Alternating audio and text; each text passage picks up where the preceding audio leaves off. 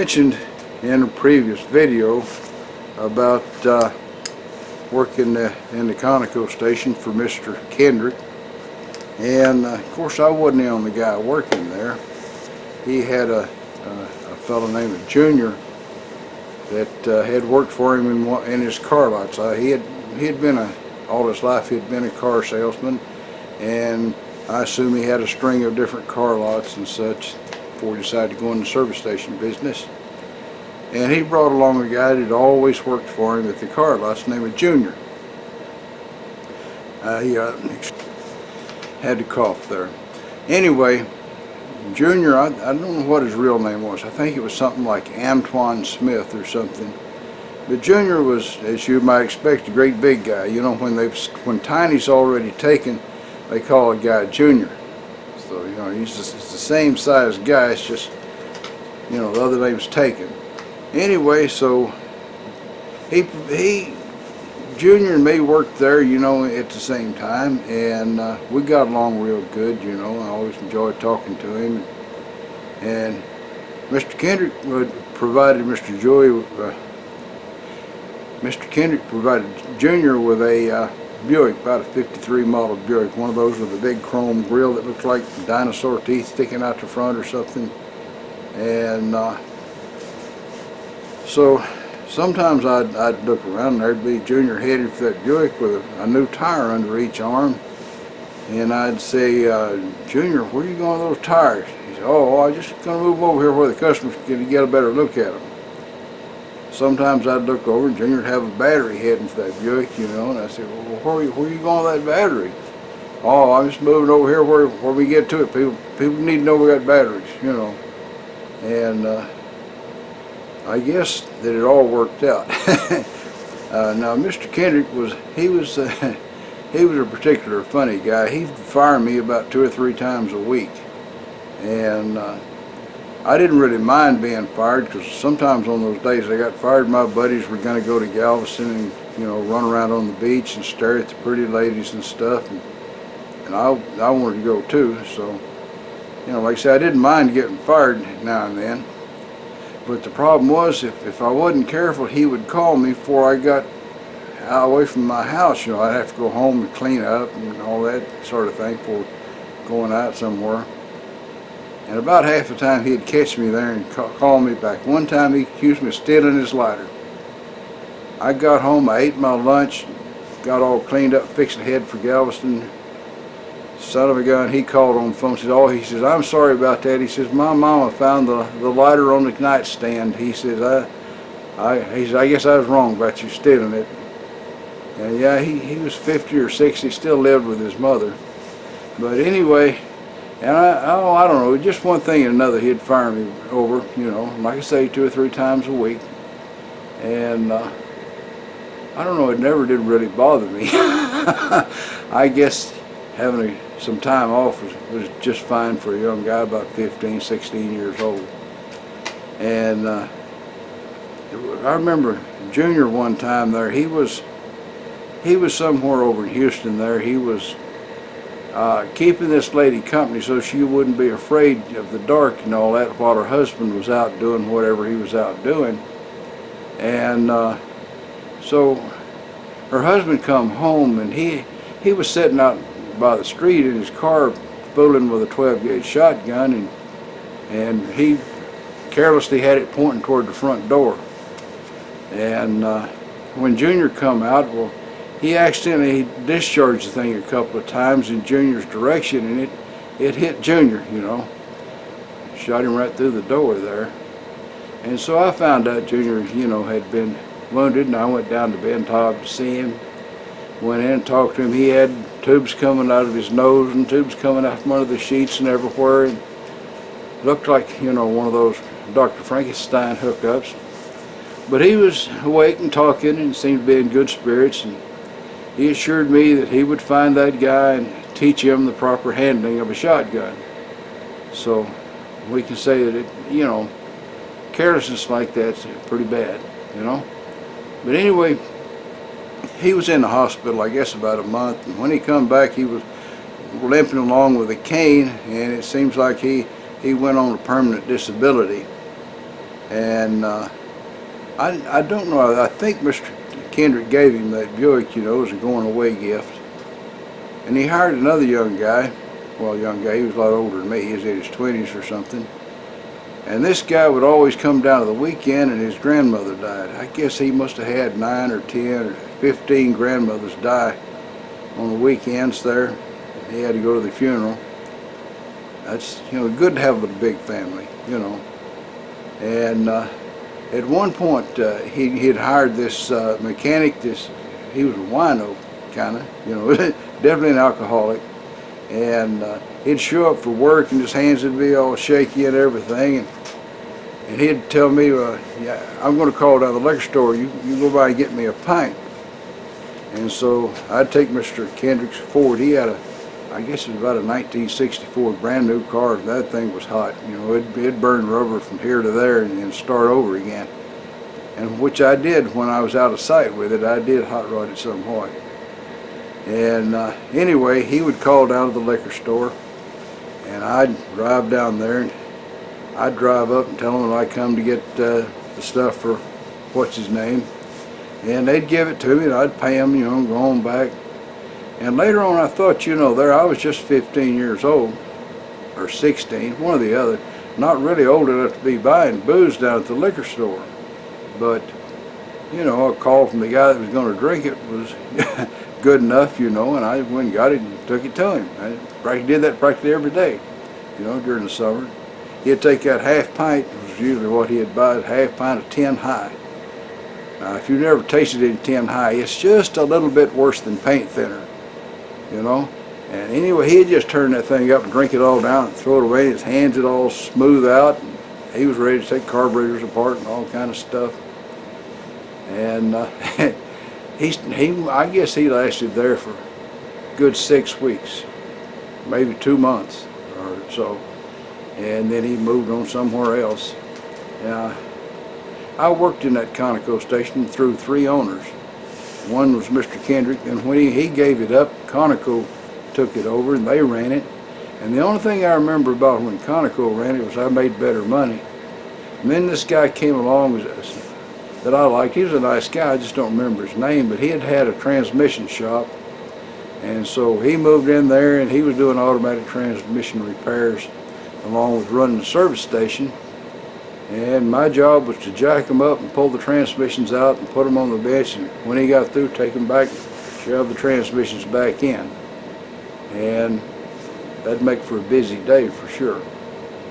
And I worked for him for quite a while until an incident where he went on vacation, left me in charge of the station, and I'd worked there for about 7 or 8 days without a day off. And so I had one of my buddies come in and close it one night so I could go down and shoot pool with the guys. And he come back and found a stranger running his station there, and he told him, well, go find me, telling me I was fired. So I guess it's starting to see a trend there, aren't we? Yeah, anyway, that's how it worked out. It was a pretty disastrous night for me because I was down at the pool hall and I had just lost my last 50 cents when the guy found me and told me I was fired. Bad day all around, you know, but what the heck, I found another job. You know, young kids that are willing can always find a place to work. In fact, I think grown-ups that are willing can pretty much find a place to work too if they really try. Just depends on how particular you are. All right, well, let's get on with whatever we're doing here. Now, this is the redneck equivalent of a fancy, clean work surface. I mean, it's wood grain and all, and stuff's laying out in an orderly manner. Although this is probably what Click Spring or Tom Lipton's trash dumpster looks like on the bottom. You know, those guys are neat. But anyway, what we're going to do is I got this project from Tom's Techniques, and what it is a clamp type knurling tool. All projects used to start on the bandsaw, but I have to change my ways now that I've got a better saw. Now I got that marked off with my Randy Richards scribe, and I think about the tightest tolerances on here is about 15,000. Could turn out to be the final cut. And you know, right at first I had laid that thing down flat until I realized that was how they said not to do it. I mean, I'm already being a bad guy here in the fact that I'm cutting aluminum with a steel cutting blade. So, you know, I'm deviating from the norm already. Let's just see. I've got to go get me some hearing protection. I just happen to remember that. Alright, got my Winchester earmuffs. We're ready to go, I think. We'll find out.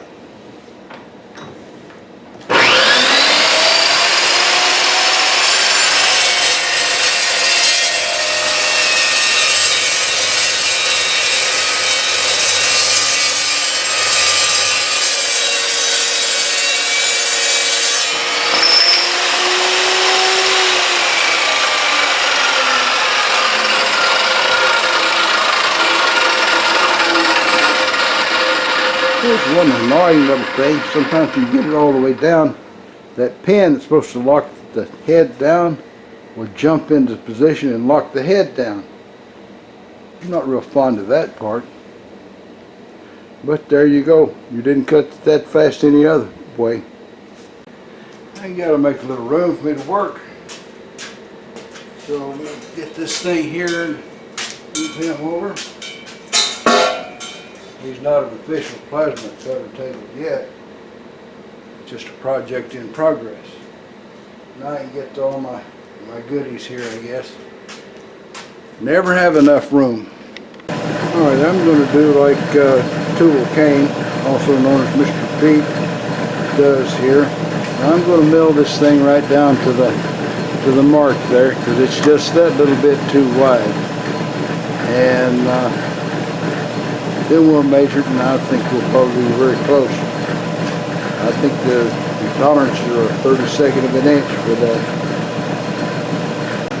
I've never used this cutter. I got it at an auction.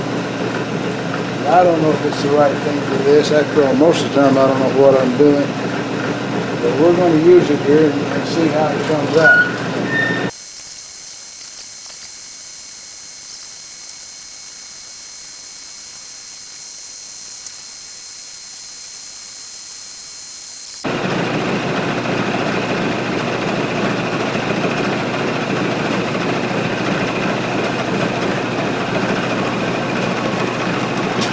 Alright, so what it's going to take is another couple more trips like that back and forth. No use in me using up battery for something that I'll just speed up at 40 times, you know, speed anyway. So I think I'll turn off the camera and increase the end mill RPMs and finish cutting, and then I'll wake you guys back up. I cranked that bugger up to about 1200 RPM, maybe 1300, and it gave a really nice smooth cut. Too bad that's not the finished dimension, but it's got chips everywhere. Now I forgot to put on my shop apron, so I've got diesel spots all up the front of my shirt. I hope the boss lady doesn't notice that. Pierre, put down that phone. You probably don't have my phone number anyway. Just put it down, Pierre. The official specifications call for 2.75. I'm going to let that be about right, 2.77. I think that's pretty close. Well, I got to thinking, what the heck, you know, I got a DRO to guide me here. I went back and cut it closer to spec, maybe about a half a thousandth under. Haven't measured it yet, but I've got to clean all those chips up first. Well, she came out better than I had anticipated. 2.750. I'll buy that, even if the calipers are off a thousandth. Alright, the drawing calls for 8 holes, 0.201 in diameter. That's these guys right here. 1, 2, 3, 4, 5, 6, 7, 8. It says 8 times 0.201 through. So I'll mark them off with this center drill so that, you know, have a little pilot hole, and then we'll drill them out, .201. And there's nothing to see drilling holes. I'm just going to line them all up here and put the bit through them, and you know. So I'll bring you back when I get through drilling. Alright, there's 8 holes at .201 thousandths, and I think it's time now to cheering for the holes a little bit. Not much. Of course, I get carried away sometimes.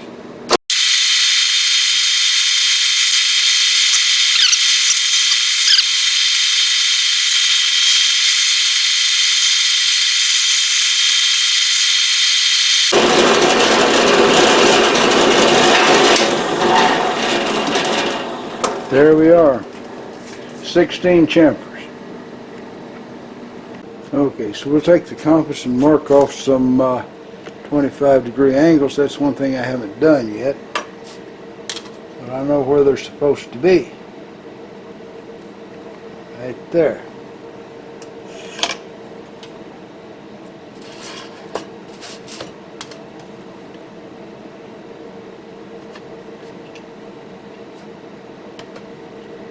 Get over here to the edge where I can make sure I'm not hanging up on anything.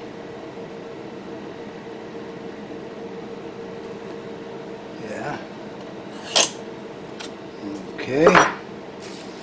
Now then I've got to go the other way for 25 degrees, so I'll have to reset my compass. Alright, let's do the ones the other direction. One there.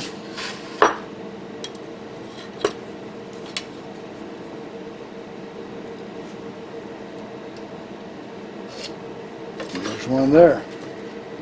So there you go. It's marked off for the 25-degree angles. All that metal's got to come off.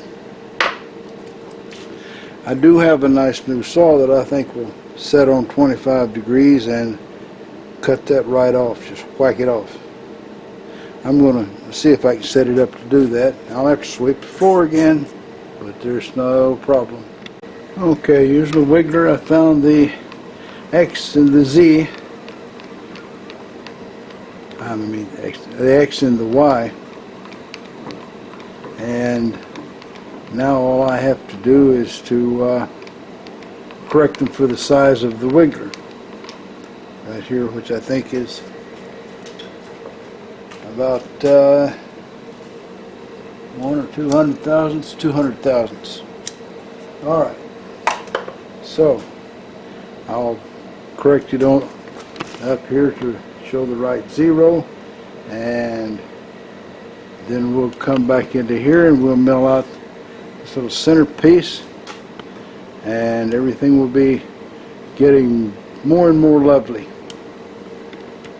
Alright, this is a momentous occasion for me because I've never used this boring bar.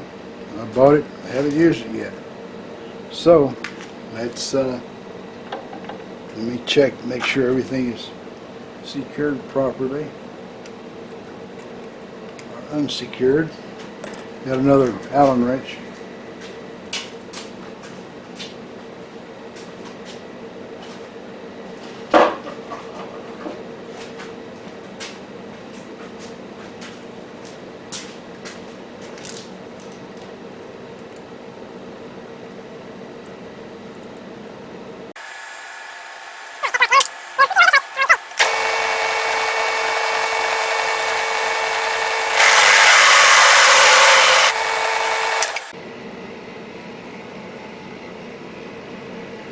Looks like I've got everything at the right angle, so I'm right at the middle, so we'll just go ahead and I'll get a little bit of lubricant and we'll keep on cutting. Alright, that looks better. I start off without drilling down through a dead line hole, whatever. Let's see.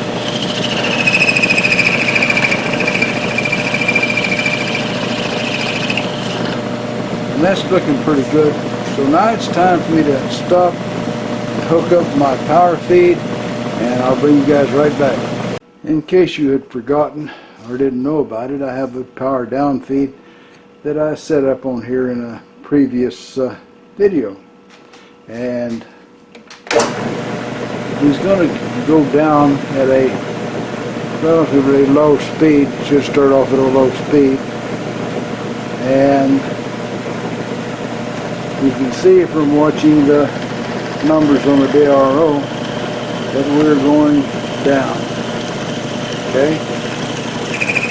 So add a little lubricant.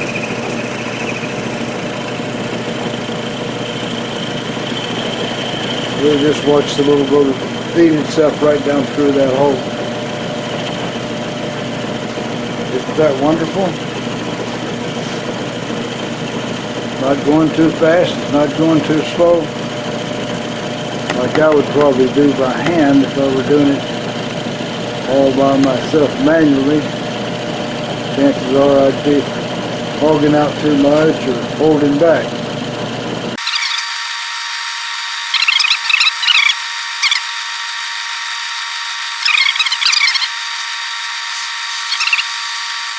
Go back up.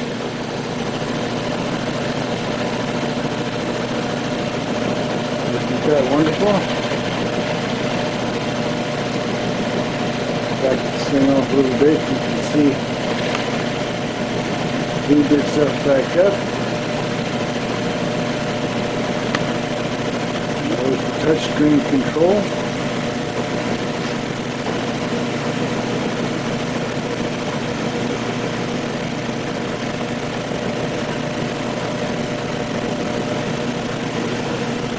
And chances are I could run it faster through there. But inasmuch as I'm a beginner and don't know what the heck I'm doing, I think I better just take it easy and go slow and be happy.